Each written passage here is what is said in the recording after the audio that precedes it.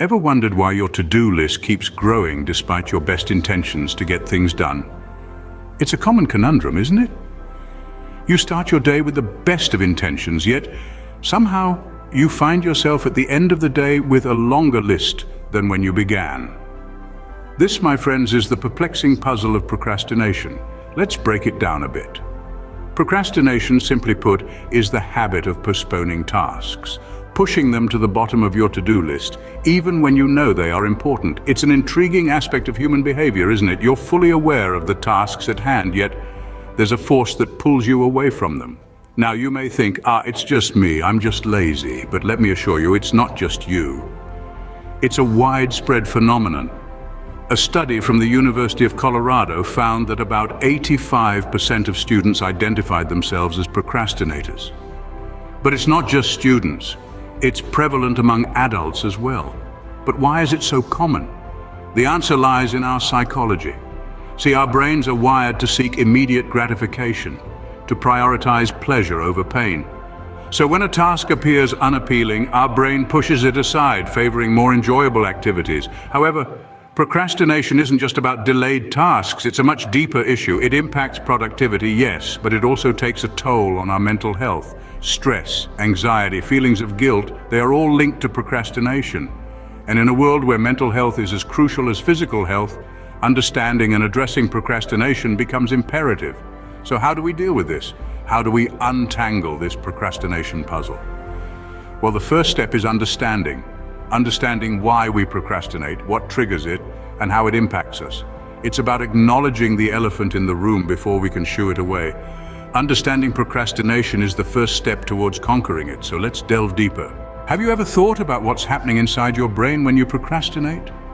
Well, it's a fascinating journey into the realm of psychology. It's a dance between two parts of your brain. The prefrontal cortex, the rational future planning part, and the limbic system, the instinctual pleasure-seeking part.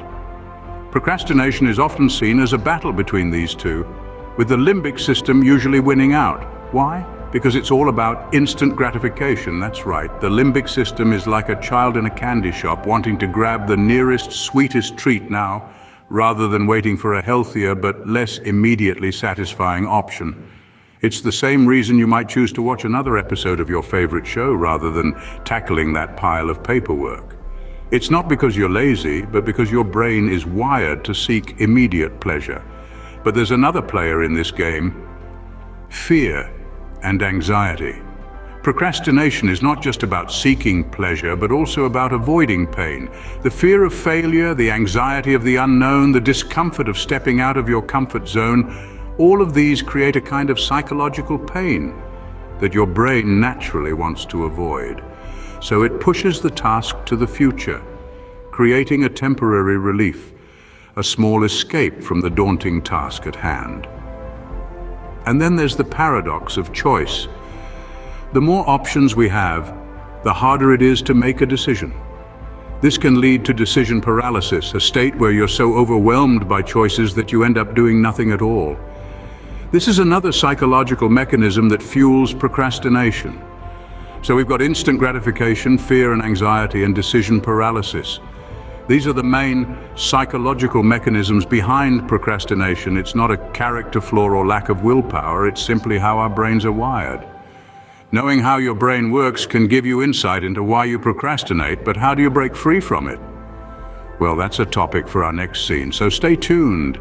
Does overcoming procrastination require superhuman willpower, or is there a simpler way? Now there's a question that's been on the minds of many. When we think about conquering procrastination, often the first thing that comes to mind is willpower. If only I had more willpower, we lament, I could get so much more done. But let's take a moment to examine this. Willpower, by its very nature, is a finite resource. It's like a muscle that gets fatigued with overuse. If you've ever tried to power through a day full of tasks, you'll know what I mean. By the end of the day, your willpower muscle is exhausted, and the lure of procrastination is all the stronger. This is where the limitations of relying solely on willpower become apparent.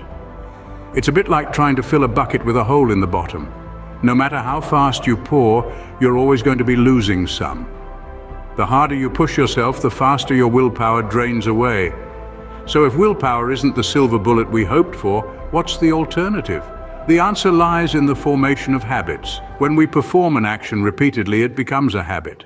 And the beauty of habits is they require significantly less willpower to maintain. Think about brushing your teeth in the morning. It's not something you need to summon a great deal of willpower to do, it's just part of your routine. If we can transform our most important tasks into habits, we can reduce the need for willpower and make procrastination less of an issue. Consider a task you've been putting off. Can you make it a habit? Can you incorporate it into your daily routine so that it becomes as natural as brushing your teeth? This is the key to overcoming procrastination in the long term. It's not about summoning superhuman willpower, but rather about smart habit formation. While willpower can be a useful tool, it's not the only weapon in your arsenal against procrastination. Remember, it's not about working harder, but smarter.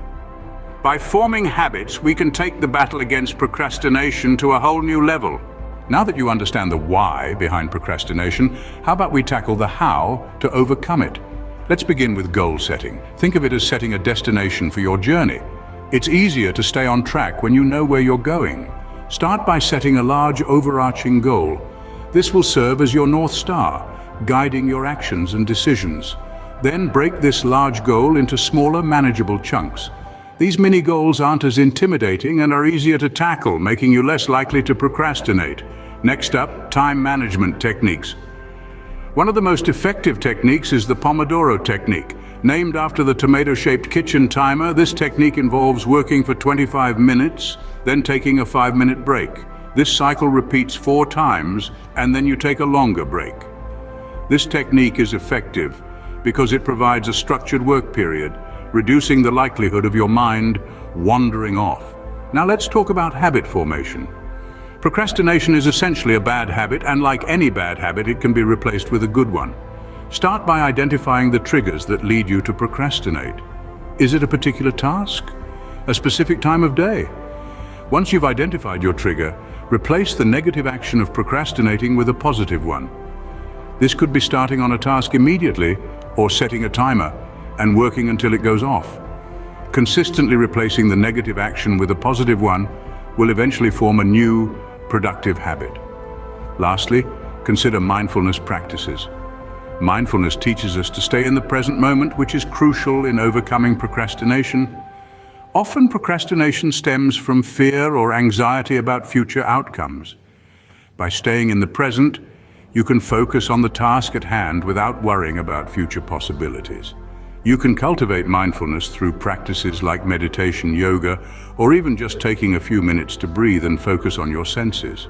It's important to remember that overcoming procrastination is not an overnight process. It's a journey that requires consistent effort and patience. There will be days when you'll fall back into old patterns. That's okay, it's part of the process. The key is to not let these setbacks discourage you. Instead, see them as opportunities to learn and grow. Celebrate your progress along the way. Did you finish a task without procrastinating? That's a win. Did you manage to replace a negative action with a positive one? That's another win. Each small victory brings you one step closer to your ultimate goal of overcoming procrastination. Remember, overcoming procrastination is a journey, not a destination. Be patient with yourself and celebrate your progress along the way. Let's take a moment to reflect on what we've learned so far. We've taken a deep dive into the procrastination puzzle, understanding that it's more than just laziness, but a complex interplay of emotions and psychological factors. We've explored the psychology behind procrastination, revealing how fear, perfectionism, and self-doubt often hold us back from achieving our goals. We've also discussed the pivotal role of willpower in combating this detrimental habit. Remember, willpower is like a muscle. The more you exercise it, the stronger it becomes. Then we've ventured into the practical steps to overcome procrastination. We've learned the importance of setting clear, achievable goals, breaking tasks down into manageable parts, and creating a conducive environment for productivity. The journey to overcome procrastination isn't an easy one, but with understanding, willpower, and the right strategies, it's absolutely possible. The power to stop procrastinating lies within you, so why not start today? After all, the best time to begin is always now. Before we wrap up, we want to leave you with some next steps. First, if you found this video insightful and want to continue expanding your knowledge, consider subscribing to our channel. We regularly release videos on a wide range of topics that can help you navigate life's complexities. Second, if you know someone who struggles with procrastination, don't hesitate to share this video with them. It might just be the nudge they need to start their own journey towards overcoming procrastination. Lastly, we'd love to hear from you. Leave a comment below about your experiences with procrastination, any strategies that have worked for you, or any questions you might have. Your insights could help others in their journey. Thank you for watching.